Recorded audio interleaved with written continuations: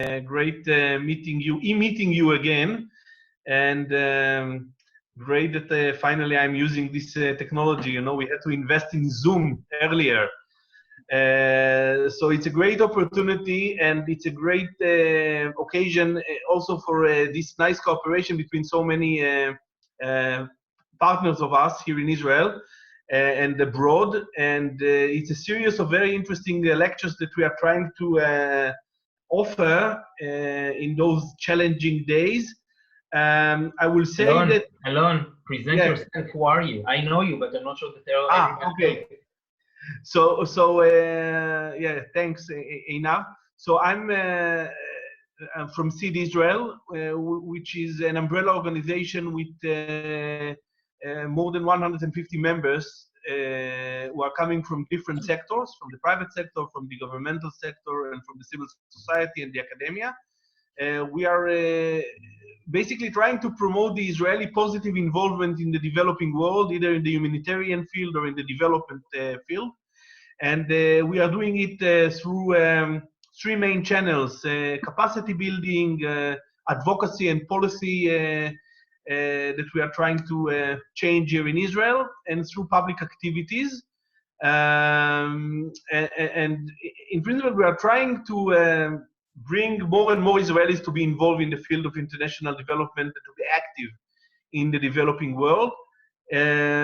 So I assume that it would be great to give Yori the floor and to take it from here. I will just say that, as I said yesterday, just keep in touch with us and with the other partners.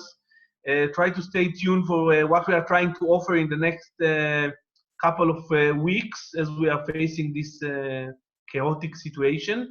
And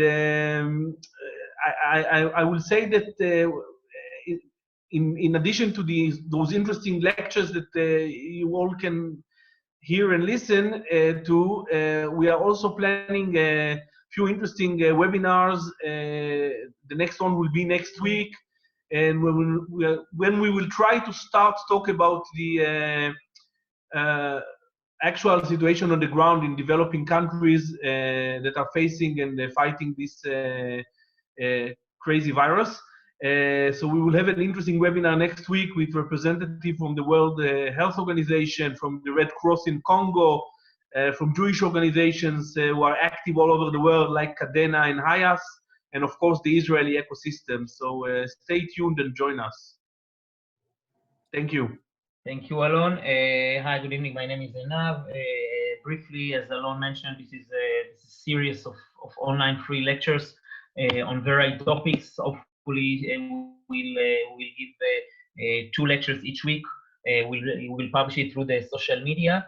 This series is part of collaboration of the organization Atan for International Development Aid, Seed Israel, Vora Forum, Olam, Tel Aviv University, the Program for Emergency Disaster Medicine, and the Israeli School of Humanitarian Action. The lecture yesterday given by Michal Brook was related to lessons learned from the Ebola outbreak in West Africa, and it's things we can learn from it to the current situation.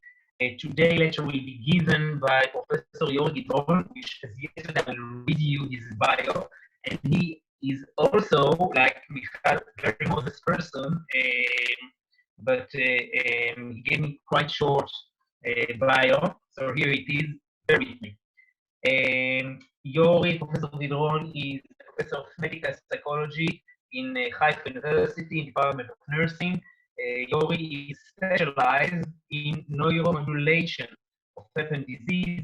He has extensive work on the vagal modulation of chronic disease, and has a work on a neuroscience-based method for preventing post-traumatic stress disorder. His main work is strictly evidence-based to minimize error and to help as many people as possible. I see that people don't hear it quite well. I try to speak closer to the microphone, but this is not me about. This is Yori. And previously, Yori, before he came to Israel, he was head of cathedral of psycho immunology, if I recall right, in France, the first one in France. And I'm happy to say he's a really dear and close friend of mine. saying no more. Yori, the floor is yours. Go ahead. And one more thing, guys, technically, please mute yourselves due to technical issues. Yori will not answer questions during the lecture, but only after he will finish in, I don't know, 30 minutes time. So be patient. 30 people we have with us. Great. Yori, go ahead.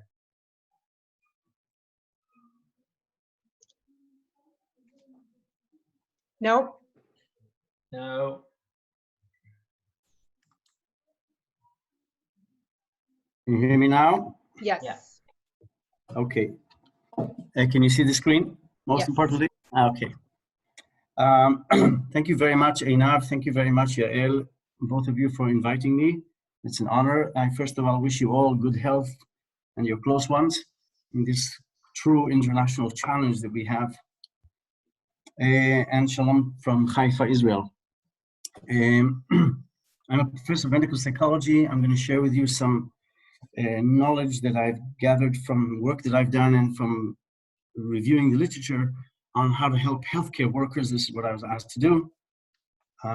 So this is the purpose of our talk today, is to learn the facts, scientific facts about psychological responses to epidemics, to learn the scientific facts about responses to being in quarantine, to learn basic aspects of stress management and a bit about the psychobiology of resilience.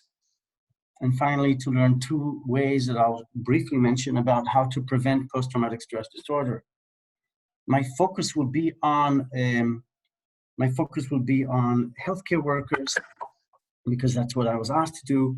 And very importantly, I'm going to explain again and again the important need that when we teach other people and when we treat other people, that we work in an evidence-based way and not in a dogma-based way or based on what we think or because it's written in a book, but based on what scientific data show us. And I'll show you soon what happens in society when we try to help people not based on science and what severe errors we can make. So we know that this outbreak started at the end of December, sorry. And I want to show you a few studies that have been done on the psychological responses to epidemics. So this is a new study, it just came out a few weeks ago, showing that in almost 18,000 Chinese, they did a machine learning content analysis on what they wrote in their blogs before and after the declaration of the COVID-19, the coronavirus 19. As you can see, the Chinese people themselves, it's a large sample, increased their levels of anxiety, depression, and indignation. In contrast, people became less happy and less satisfied with their life, obviously. Interestingly, people were more concerned in their blogs about their health and their family than about their friends or leisure. So you see sort of like a convergence, as we say in Hebrew, hitkansut, to their own basic core issues and values. In the H1N1 virus in 2009, we thought the world is coming to an end, and it was actually a much more severe virus initially thought to be, and then it disappeared. A quarter of British sample were found to be anxious. After raising the WHO raised the alert to 6, which is where we are now in the epidemic. This is a new study that we have not yet published. You're the first ones to know about this at an international level. We have not even finished. We have about 140 students, but this is almost 100. 44.7, so 45% had severe anxiety. This is 2 weeks ago. 2 weeks ago. This is before it was a pandemic. This is before we're all in closure. This is a lot. Okay, this is quite alarming. And these are nursing students. These are people that should know more. And they know quite a bit about the facts, or they're going to be treating these patients.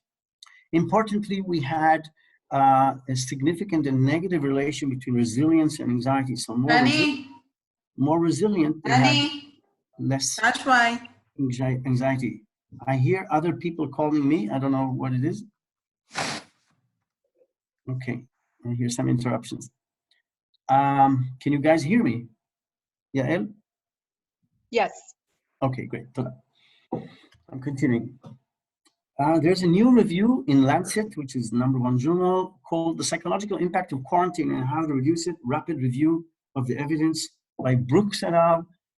Brand new. I really recommend looking at it, and it has really quite a good review on new things and from older outbreaks of epidemics. So it's very important to base what we're telling people based on these things and not on kind of old-fashioned dogma that's not so much tested. And so soon you'll see why. Talking about healthcare workers, what about the consequences of being in quarantine? So we are all now in quarantine to some extent.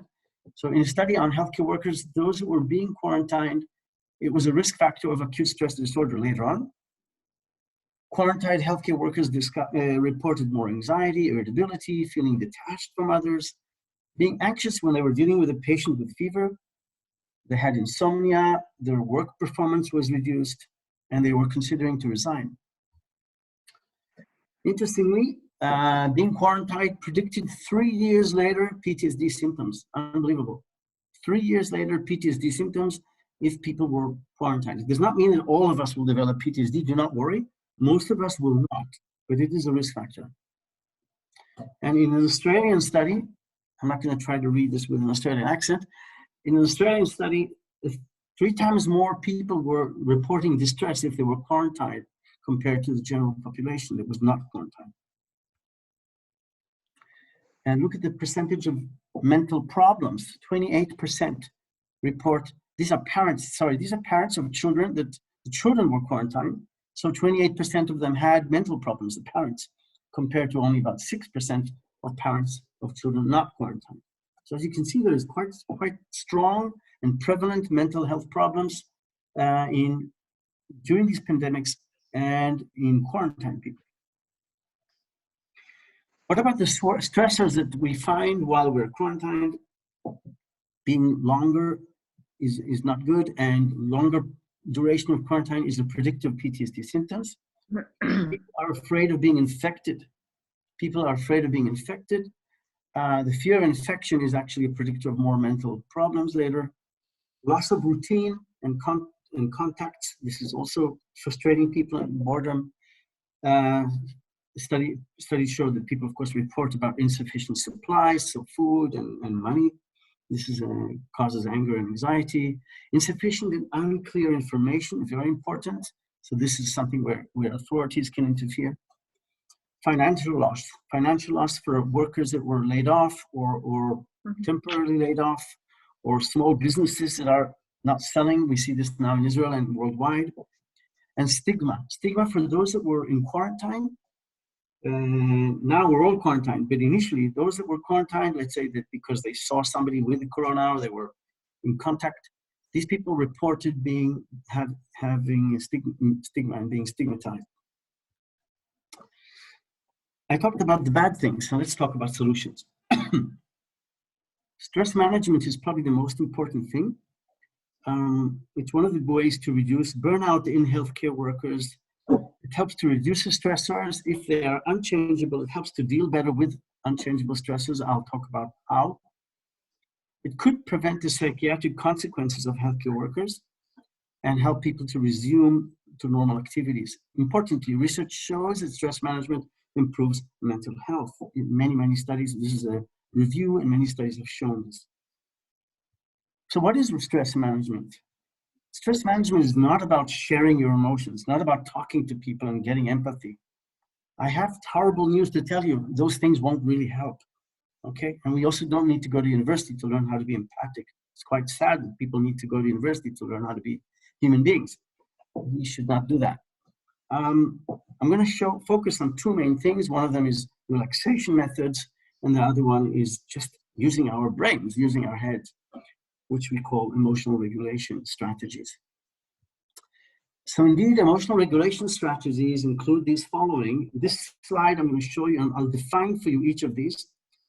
And then later, in the next slide, I'm going to give you examples for Corona so that you can actually give this and tell this to healthcare workers or people that are in quarantine.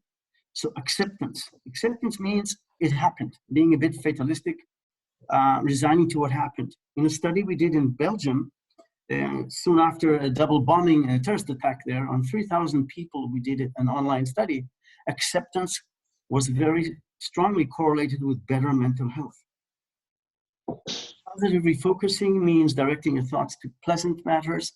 I'll give examples soon. Refocusing on planning, being more problem-focused oriented, thinking about actions to do. Putting in perspective, you'll see soon, is the most important factor. It's probably the most powerful factor. It diminishes the meaning and the magnitude of the event. And finally, positive reappraisal, finding the positive in the negative. So making lemonade from lemon.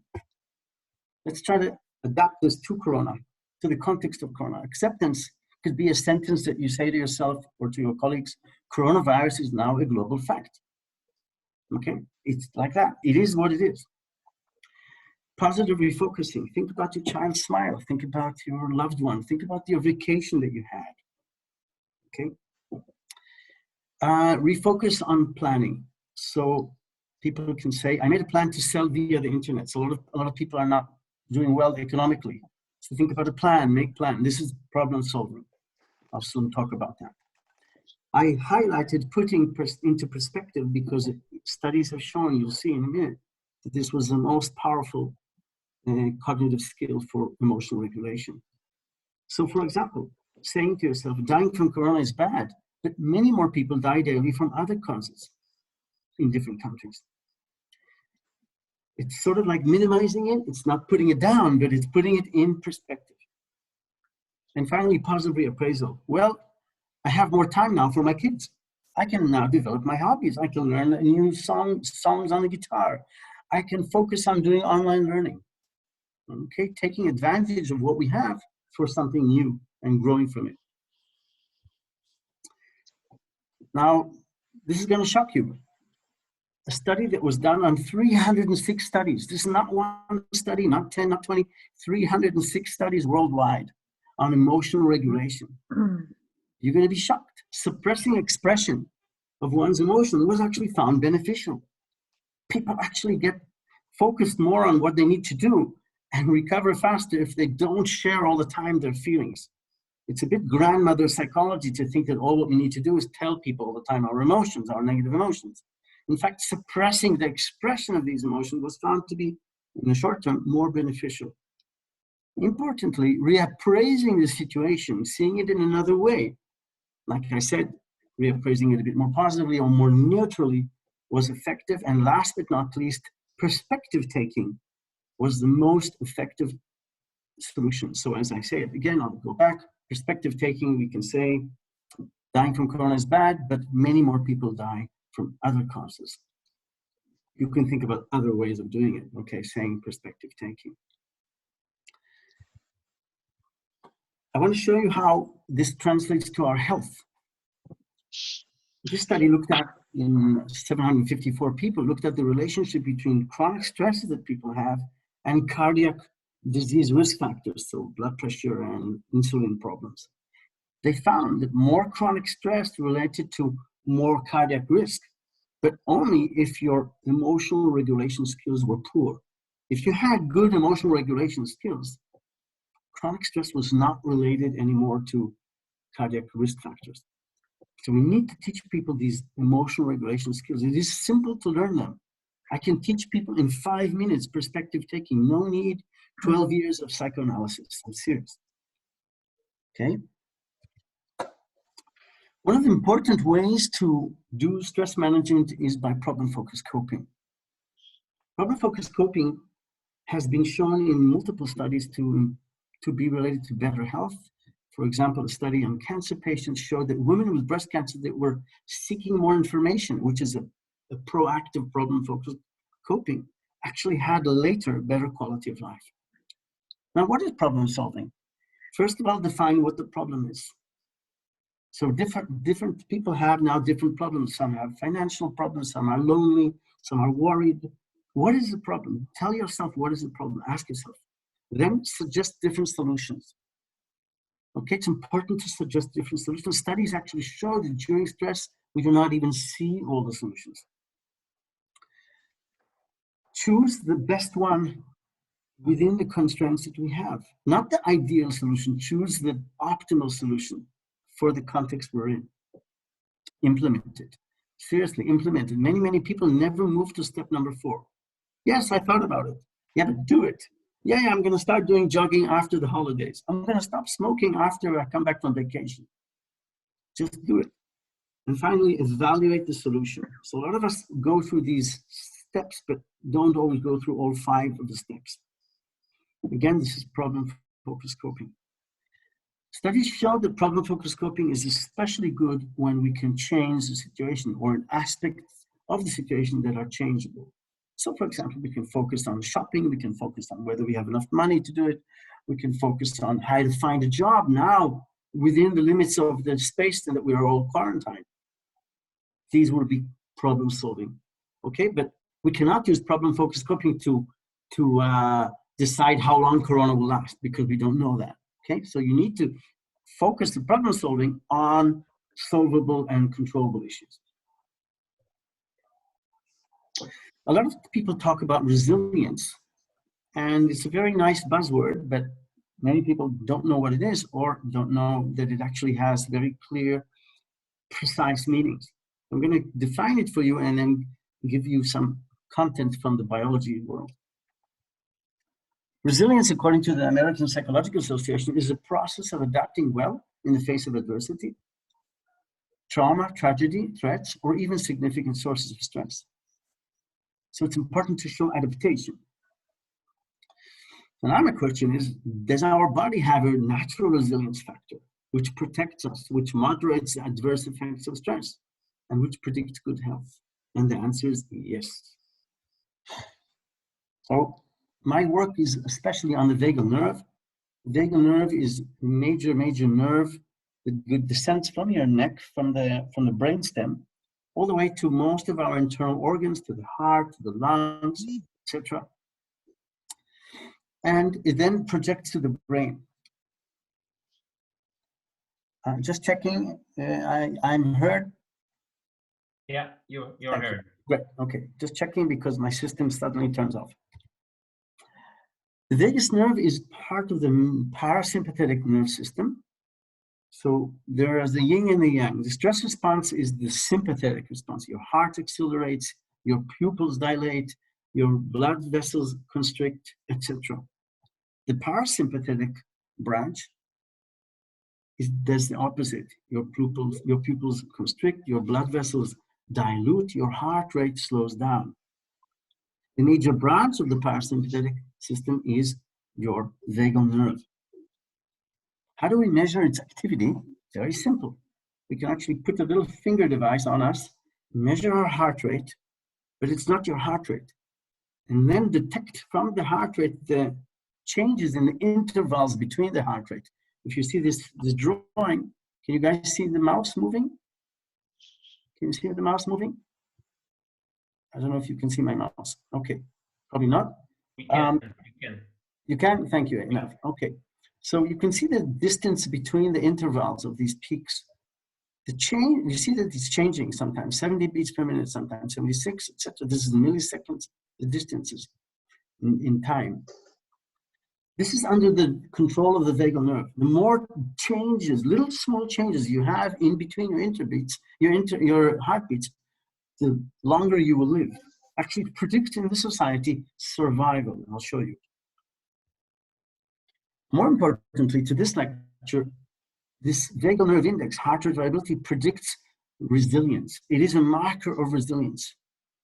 So my dear colleague, Julian Thayer, who's now in, Professor Julian Thayer, who's now in Irvine, University of California, at Irvine, they did a study where they took students and they stressed them. It's easy to stress students, unfortunately. And they measured 3 different body systems, their blood pressure, their cortisol, which is a stress hormone, and their inflammation. They divided these students into people with high vagal activity at baseline and low vagal activity. So high resources on this marker of resilience, and low. And look what happened. People, this is before the stressor, this is the 2 stressors, and this is an hour later when we are supposed to recover. Everybody responds by higher blood pressure, but the ones that finish the stressor faster are the ones with good vagal nerve activity initially.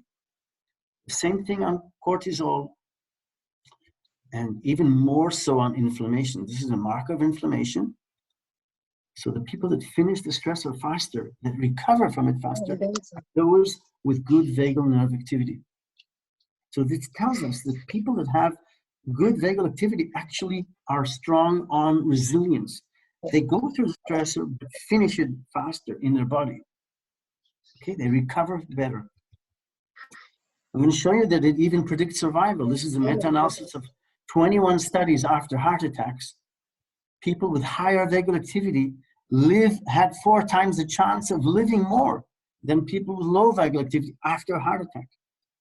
Similarly in cancer, this is a study where we did on very severe cancer, pancreatic cancer. People with higher vagal activity close to their diagnosis lived double the time than people with lower vagal activity, even in the face of a severe cancer. And this is relevant to coronavirus. You see, our immune system is very complex. It has many, many, many different soldiers. Some of them fight viruses. We want to increase that. But others actually contribute to the virus. It's called inflammation. We want to reduce that.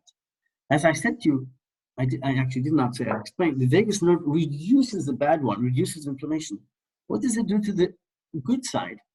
In fact, studies show that by activating the vagus, we can increase these natural killer cells. These natural killer cells are fighting tumor cells and also viruses.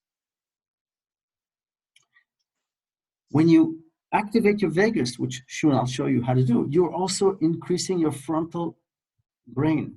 The frontal activity is really important for you to make rational decisions, but also to regulate negative emotions. It is the frontal brain that regulates these distressed emotions.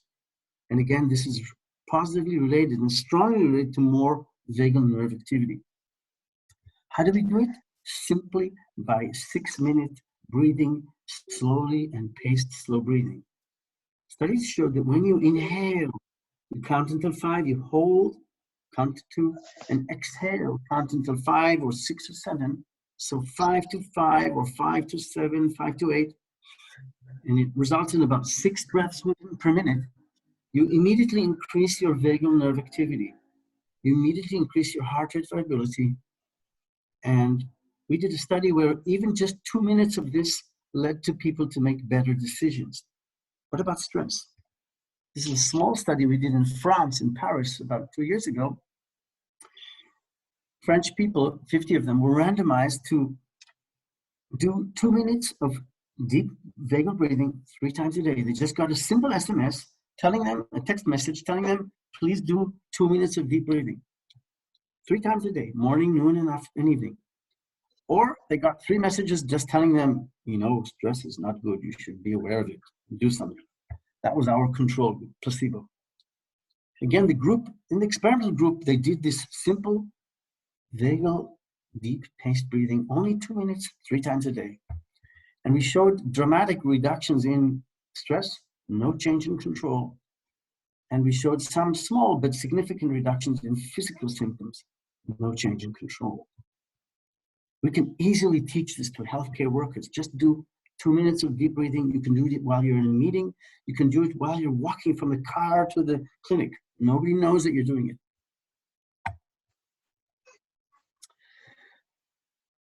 Quarantined healthcare workers were found also to report on more helplessness. The essence of helplessness is lack of control. So here are some tips to reduce helplessness. Get more informed, get more information so you can predict what's happening. You have a bit more cognitive control. Continue your daily routine as much as possible, especially focused on things that are under your control. And indeed, problem-focused coping negatively correlates with helplessness. So again, do actions that are under your control. Plan to shop, plan to talk to people, do the work that you can do from work or do something new. Plan a hobby, plan learning something new, a new skill. All of these are active, proactive coping, which probably relate to less we know that they correlate less with lower helplessness.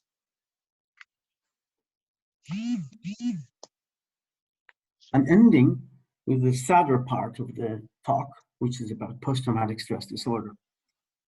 Some, not all, don't worry. Most people will not develop PTSD, but some will. And indeed, a study showed that quarantined healthcare workers were at higher risk of PTSD. PTSD is an anxiety disorder that happens a month after the event. It doesn't happen immediately, okay? And it includes three things. It includes flashbacks, so you keep on reliving the memories again and again and having them popping up. You try to avoid thinking about it and try to avoid going to places related to that. And finally, you have a lot of arousal, so difficulty sleeping, difficulty concentrating. How will you know which of your friends and colleagues or patients or healthcare workers is at risk for PTSD? A study done by Deckel and Kutz in Israel soon after a trauma found that if you simply ask people on a question on a scale of 1 to 10, how stressed are you? You ask it twice. You ask the simple question twice. Those reporting 5 and above twice will have PTSD later. Or those that first say less than 5 and then the second time say 5 or more, also high risk of PTSD. So you may want to ask your friends and colleagues, but only after a traumatic event, this question. It's not out after any ongoing stressor, because of course many people will report higher levels. So this will help to identify people at risk of PTSD. Now I'm coming to the sad part. נסגור לך את הטלפון? אז תסגור אותו לבד. חברים, יש אנשים שאנחנו שומעים אותם מדברים, אז תסגרו בבקשה את המיקרופון שלכם. בבקשה. Many people have been giving debriefing around the world and still do so, unfortunately. This is a price that we as society are paying when we are treating people not based on evidence, but based on our dogma or what people believe or what people like to do. Okay? It's terrible. So let's look at what debriefing is. Debriefing is, tell me the details of the event. Please, madam, share with me what happened to you. And the therapist normalizes the reactions. Oh, it's very natural that you will shake. It's very normal that you might have tears, that you can't sleep. And then we give a lot of empathy and support. And we encourage expressing feelings. We really strongly, profoundly believe, and believe me, this is across cultures, that people need to express their feelings. By the way, I'm not saying we should not. That's not my message. But until 1990, nobody tested this delicious method. Nobody actually examined if it works and does it prevent PTSD. Study after study after study showed that it does not prevent PTSD. In fact, several studies show that it is a risk factor of PTSD in some studies. Now, if you don't believe me, there are 4 meta-analyses. A meta-analysis is when you take all the studies in the world, in this case, randomized control, it's the highest level of evidence, and all 4 meta-analyses showed the same thing. Debriefing does not work. It's so bad that the United Nations and WHO, World Health Organization, forbid to use debriefing in disaster zones. Believe me, as a person that's doing humanitarian affairs on behalf of Natan, the Israeli organization, I know that still many clinicians worldwide use this. In fact, they hate this slide, okay? But it's not my opinion. This is what the 4 meta-analyses show. So the question is, what do we do instead? I don't have a simple answer. We need to be modest. We need to check things before we declare that they work. So when I came back from Canada from my studies in 1996, I came back to Israel. I was wondering, what could we do? Luckily, I was exposed in Canada to many, many different scholars, and it taught me to think in a more broad and deep way. And so I started looking at what happens in the brain. You see, what happens in the brain to people that have post-traumatic stress disorder is that they overutilize a very emotional region called amygdala. In fact, amygdala never turns off in these people. It's like the plata of Shabbat. It's like the Shabbat hot dish that keeps the food warm for those that keep Shabbat. It's never off. Everything in the environment, boom, turns it on. In fact, the last thing that they need is to all the time remind them about their emotions. You're just pouring petrol on a fire that's already there. In contrast, their prefrontal cortex is not working enough.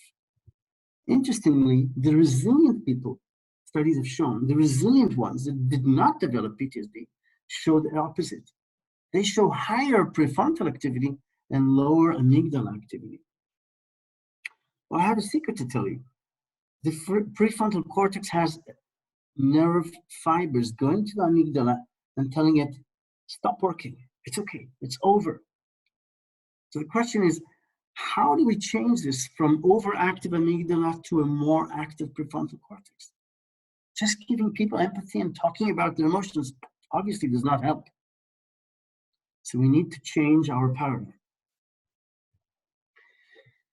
Edna Foa, a very important scholar, she found that women that were sadly raped, the more they spoke about the event chronologically, their symptoms went down. Chronological speaking is a thought process because you need to know what happened before what led to what. It's not about emotionality, it's about metacognition. So maybe we can guide people to organize chronologically their story. A colleague of mine called Ahmed Hariri, who is an Iranian living in America, he's a great scholar and very funny. He did the following experiment. He gave students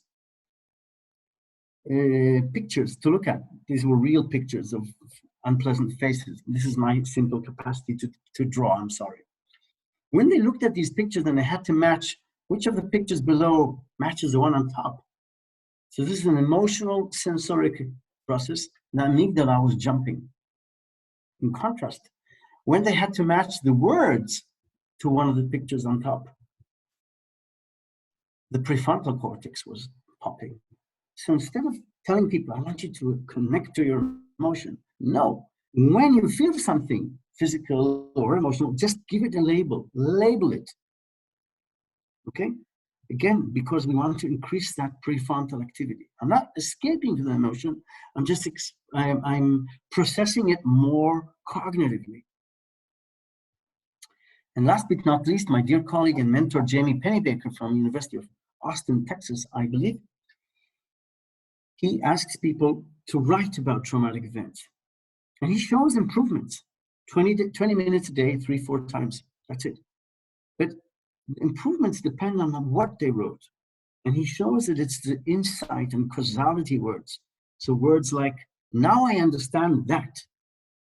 Or I went on the bus because I was going to my job interview. I went to the shop because I went to get food. It's these because words that predicts the benefit from writing, not emotional words. Okay? And that's how I came to my solution for PTSD, the memory structuring intervention. So basically the person speaks, and each time they say something emotional or physical, I stop them and I ask them, can they elaborate verbally and give me a reason? So they will say, and doctor, I was very, very afraid. I say, can you please elaborate on that fear and why were you afraid? And they say, because I did not see my daughter. She flew out of the car in an accident. Okay, no interpretation. I write what they say. And then I also write little time segments next to the event, because if they're very symptomatic, they will jump in their time in order. Now I restructure their story. I'm not being just a mirror. No, I'm being a corrective mirror. I'm chronologically organizing their story because chronological order predicts benefit. I'm giving verbal labels to their own verbal labels and their own causes to their emotions and physical sensations, because these correlate with better frontal activity or better resolution of these sensations. Now I tell the patient, I want you to tell the story the way I just did. And I guide them through that. Now, again, if I was like most of my colleagues, I would say, well, it works very well. My clinical experience shows it works. That sentence has no meaning, I'm sorry. It has no reliability for generalizing to the world. It's meaningful to say that you have clinical experience. That's great, but you cannot generalize. So we've done 6 studies already. And we today know that what we need to do is first relax people by deep vagal breathing. Then we do the memory structuring intervention, and then we calm them down again. We have a written protocol, the same thing, but in writing. Some people prefer to write. Here we're asking people to describe chronologically what happened to you, first without emotions, then with emotions, but clearly giving the emotions titles and reasons. And if it happens again, did this event change your priorities? If it happens again, how will you prepare yourself with it? How will you cope with it? This is future planning and regulation. And finally, as hard as this event was, did it contribute to your personal growth? We found that this written protocol reduced doctor visits, reduced PTSD symptoms in parents of children with cancer, and even increased limb function in athletes after injuries, with my dear colleague, Elaine Duncan from Scotland. This is our MSI, the memory structuring intervention. We showed that it reduced very strongly PTSD in a small sample. And then in a larger sample in Nahariya, north of Israel, we compared the vagal breathing with MSI to just supportive listening. This is empathy and support. That was my control group. My placebo group only got empathy and support. And as you can see, we have nice reductions in anxiety. Here, nothing. This is stress management, in fact. You have also nice reductions in anxiety. We have very nice reductions in both stress management and vagal breathing and MSI with pain. These patients came to hospital because of physical disorder. No change due to just empathy and support. And these 2 interventions dramatically reduce the heart rate in the hospital. Again, empathy and support is just not enough. So I think I spoke a lot. I think I spoke too much. So I just want to conclude. In these hard times that we're facing, people in general, and particularly healthcare workers, may have mental problems, and we need to acknowledge this and we need to help them. Not everybody will, don't worry, but some will, and the numbers are quite high. Talking about 1/3 of the people may have some kind of problems, depending on what it is. Being quarantined has short and long-term psychological sequelae, which we need to keep in mind. We can teach people brief and simple emotional regulation skills, especially perspective taking and reappraisal, positive reappraisal. People can do problem solving, problem-focused coping instead of helplessness. And people can activate their vagal nerve by deep-paced breathing. This will reduce anxiety. This will make you more rational and I want to be very careful, we know that vagal activity reduces inflammation and increases antiviral immunity. So I'm actually about to launch some studies looking at vagal activation for corona, but we don't know yet. I have to be very careful. It's important to be modest in front of the human body. For those at risk for PTSD, debriefing is not working.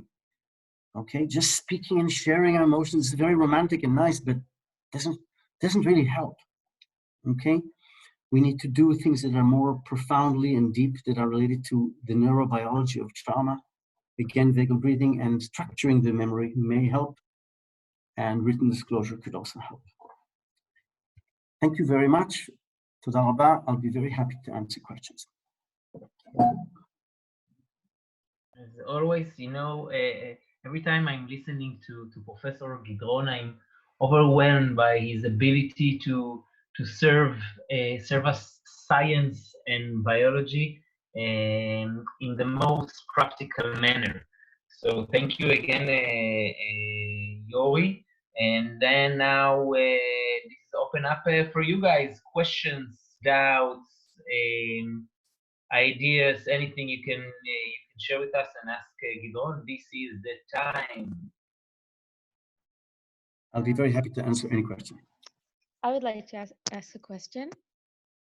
Hi, my name is Gal. I wanted to go back to the research that you presented about that was the more surprising part about how talking about our emotions might actually be less beneficial than suppressing them. And I was wondering how you would address that in relation to the more common views of Western psychology about talking about our feelings and sharing. Do you see like a change in other areas, or is it mostly relevant to PTSD? Shalom, Gal. Can you hear me? Yes. Okay, thank you. I just want to clarify something, and it's nothing against sharing emotions, but it's really about the quantity and how we do it. It won't solve people's mental problems in most cases, or in many cases, as long as we do not give people skills for regulating the emotion. We know from many studies, it's not my studies, I did not do studies on emotional regulation, this is other people. We know that the key is regulating the emotions. The metaphor is to give people the volume button so that they can decide how much and when they want to be angry, how much and when they want to be sad, and not rather than just talking about their sadness all the time, okay? In fact, that meta-analysis of over 300 studies, this is a lot, worldwide, shows that it's just not working. It's these cognitive little skills like putting things in perspective, like doing reappraisal, looking at the rain instead of being sad about the rain, saying to myself, wow, there's going to be more food in the world because there's rain and there's going to be more agriculture, etc. Okay? This is positive reappraisal, just as an example. If we can do that on a daily basis to our negative events, it might help. I'm not saying that we should avoid all the time these negative emotions, no. But it's about the quantity and what we do with them. And indeed, for a lot of my colleagues, it's really hard to see these findings, especially if I may say for more experienced clinicians. It's really hard, yeah. The funny thing is that this is not new findings. Some of them are already 20 years out, but it's very hard to make change. Thank you for your question. Thank you, guys. You can also write questions on the chat if it's easier for you, or if there's something that comes up to your mind while Yori is talking about other things.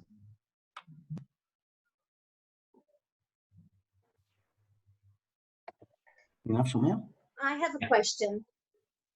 I work in the hospital, and I would like, maybe you can help me in thinking about what I can do for my own stuff. I work in the ER.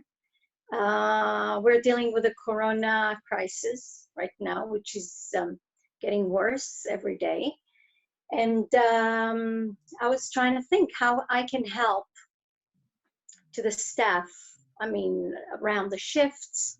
So we were thinking about doing like morning meetings to the staff members of the night shift, and to see how they are, to see what they're dealing with, and to see what obstacles and problems there occurred, and trying to think together how to help them, how to solve them. Every day we try to finish the meeting in a positive way, in giving them to think about the meaning of where they are and what they do every day. But I'm more than happy to hear if you have any tips or ideas that we can do with them here. Nirit, can you hear me? Yes. Okay, thank you. Shalom. Are you working in the United States? No, I work here in Schneider Hospital. Okay. I was guessing because of your English. Okay, I think what you're doing sounds already very good. I think if you can add to it a relaxation component, there are several methods of relaxation. You can do the deep, slow breathing, 2 minutes, 5 minutes with them, and even get to a practice of it into a routine. It might help. It's really important, and that they actually do it on their own. Even 3 times a day, 2 minutes can really make a difference. I remind you of the small French study that we did where we randomized people to think about their stress or to do deep breathing. The deep breathing led to less physical symptoms and dramatic reductions in stress just over a week. By doing 3 times 2 minutes a day, it's really nothing. One study showed that by doing this deep breathing, you actually reduce inflammation. Also, I did not explain, but the vagal nerve is a strong anti-inflammatory nerve. It reduces inflammation. And the other thing that I think you can do is what you're probably sounds like you're already doing is doing problem solving. So identify what kind of problems they face and then focusing on the problem rather than blaming or rather than how we feel about it all the time.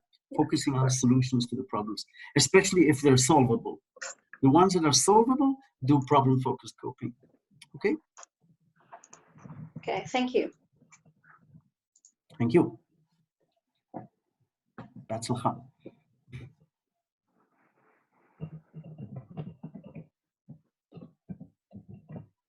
Guys, any other question? Okay, if there is no further questions, and I'm asking also the other partners of this initiative if you have anything else to say. If not, this recorded webinar, we will send it over to the social media tomorrow, and you can of course circulate it with your colleagues. And you are very encouraged to do so. And from personal knowledge from about Yori, he will be more than willing to assist and to help and to be more than available for yourselves. And he's nodding now, so I know he accepts and is being genuine. Any question, any idea you want to ask him, if you want his help within your staff, please don't hesitate to any one of the partners of this initiative. Moreover, when we are looking next week, we have the next webinar. It will be given on Monday, 6 o'clock, 6 o'clock according to GMT +2 Israel time. I think it will be about 11 o'clock, if I recall right, East Coast, isn't it? If I can't yes, 11 o'clock East 11 Coast. o'clock a.m. East Coast time. Dr. Thelma Simon will talk about fake news, specifically about the corona. And as you can see, we have our lecture quite varied and touching so many issues, all related to the current situation. So from me, at least, I have nothing to add. Anything else you want to add, guys? Alon, yes, I would Tanya, like to ask, Danny, Hannah, you're waiting. Hanan. Anan, sorry, yes. Yes. I work as an educational psychologist, and these days we are supposed to do our work from home and to do some phones with the teachers, with the manager, with the children. And I'm trying. I didn't do that yet with the homes, with the families. But I imagine myself talking to moms with 5 children with a very stressing situation, and I'm trying to imagine how would I do these things with them, like problem focus, maybe one strategy that I can do. But the other things like the deep breath, or I'm not sure how to do it. No, I don't hear you. Yori? Can you hear me now? Yes. Okay, Hanan, you hear me? Yes, yes. First of all, thank you for your question. And if I may say marhaba, or masal al-khair, actually. Good evening. Thank you for your question. I'm not a specialist on children's psychology, but especially dealing with the mothers, all what I said is relevant to the mothers. Yes. I have many, many friends that have little kids. Unfortunately, I'm remote now from my kids because they are in Belgium and I miss them terribly. And I cannot go and see them. And in Holland. I think the deep breathing is very easy to do. First of all, there are many apps that you can find that you can download. One of them is called Cardia, with a K, Cardia. You just download it for free, and it shows you how to do the deep breathing. It guides you. It will not measure your vagal activity, but it will just guide you to do the deep breathing. Another one is called prana breathing, I think, and there you can have more choice in which form of breathing you want to do. You can give this to mothers, and it's just very easy. It takes minutes to teach people how to do the deep, slow-paced breathing. If you want, write to me later, and I'll guide you again on how to do it. It's very easy. The problem solving, as I said, is important. There's one more thing that I forgot to mention, of course, which I think all of you know, is social support. In fact, it's one of the most important resources that we have. So it's very important to keep people away from loneliness. Many studies show that social support predicts longer survival. Social support predicts reduced risk of colds. That's a funny study, a very adorable study by Sheldon Cohen, a very prominent health psychologist, showed that just merely hugging predicted reduced risk of colds, but I'm not sure we should do too much hugging now, given the risk of colds, but certainly social support. So it's important that mothers have each other just on the phone and that they're not alone. By the way, for elderly people now too, really important to keep them in touch with other people. Social support is profound. With the children themselves, children learn like that, really easy, deep breathing exercises. And some of these apps actually have apps for children. So there's a balloon going up and down, and you want the balloon to go more higher. So it's basically giving you more depth of breathing and slow-paced breathing. It's very easy.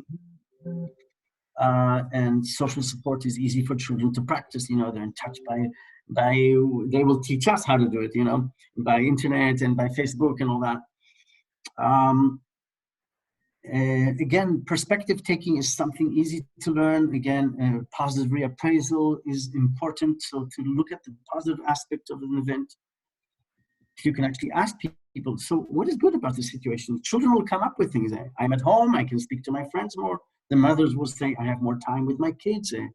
I don't know, I'm cooking more, I'm cooking better food. I don't mean to be chauvinist, I also like to cook.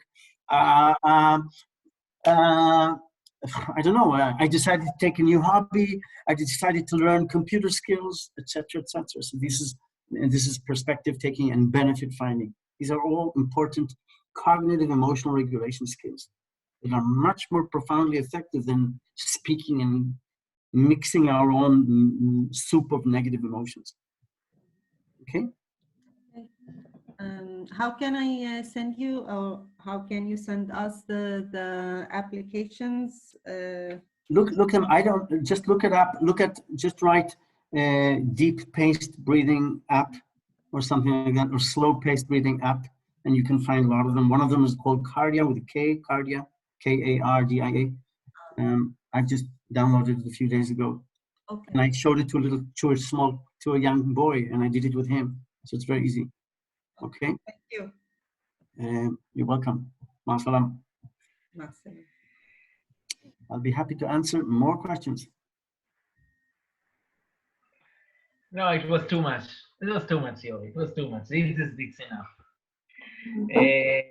Anything else, guys? I was joking, of course. Anything else, guys?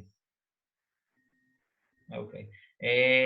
Someone from the other partners want to share something? Alon, Dana, Tanya, Danny, Yael? No? Okay. So thank you again, Yori, and the other people, and hope to see you soon on our next meeting on Monday, 6 o'clock GMT +2. Have a pleasant evening or the rest of the day, wherever you are on the healthy globe. Bye. Thank you very much. Thank you. Bye. Shalom, shalom. Keep healthy. Bye-bye.